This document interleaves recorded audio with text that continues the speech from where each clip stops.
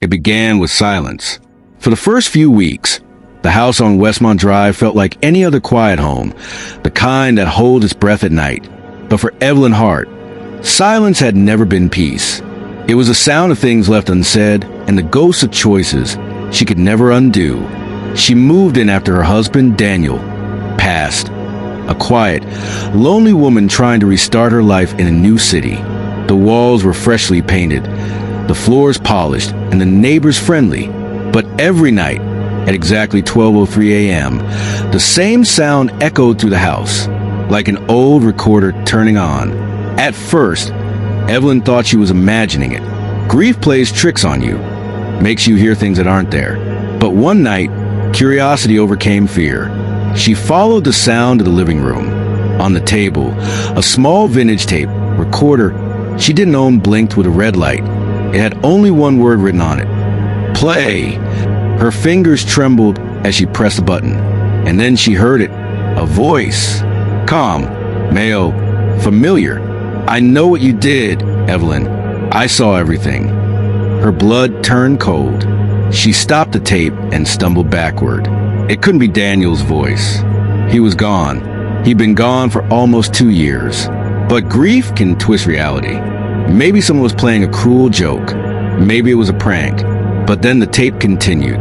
You said it was an accident. You told him the brakes failed, but I know better. Evelyn dropped the recorder. Her breath caught in her throat. The car crash. The night everything ended. She told the police it wasn't her fault, that she tried to save him. But the truth was buried under layers of fear and guilt. She stared at the little device on the table, her reflection shaking in its metallic surface. Who put it there? Who knew? The next morning, she called the police. They examined the tape, the recorder, even the wiring of the house. No fingerprints, no signs of intrusion, no explanation. But when she tried to show them the recording, it was gone. The tape was blank. Days turned into weeks. Evelyn started receiving letters. No return address. Just a single sentence in each. Tell the truth. He didn't deserve what happened. Confession is freedom. Her hands shook each time she opened one. But fear wasn't the only thing consuming her. Guilt had begun to rot her from the inside. One evening, she found another envelope. This one containing a photo of her old car, the one Daniel had died in, wrecked and rusted, sitting in some forgotten junkyard. On the back, a note: meet me where it ended.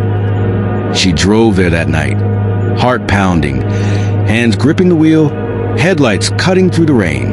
The junkyard was empty, but as she stepped out, her flashlight caught something.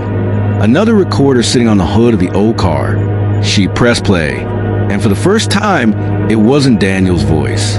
It was hers. I'm sorry, Daniel. I didn't mean to. I swear I didn't mean to. She froze. Her own voice. Her own confession. But how? She'd never recorded anything. Never said those words aloud. And then a shadow stepped out from behind the car. You finally came. It was Detective Ross, the officer who'd handled the crash years ago. The one who'd always believed her story didn't add up. He held up another envelope. You want to know the truth, Evelyn? He left this for you before the crash. Inside was a handwritten letter, Daniel's handwriting. If you're reading this, I forgive you. We both made mistakes. I shouldn't have followed you that night. I was angry. I was wrong. Tears streamed down her face. Ross stepped closer. You were both victims of each other's silence. The truth isn't about blame, it's about closure. Evelyn dropped to her knees, the rain soaking her hair, the tape recorder still playing her trembling confession.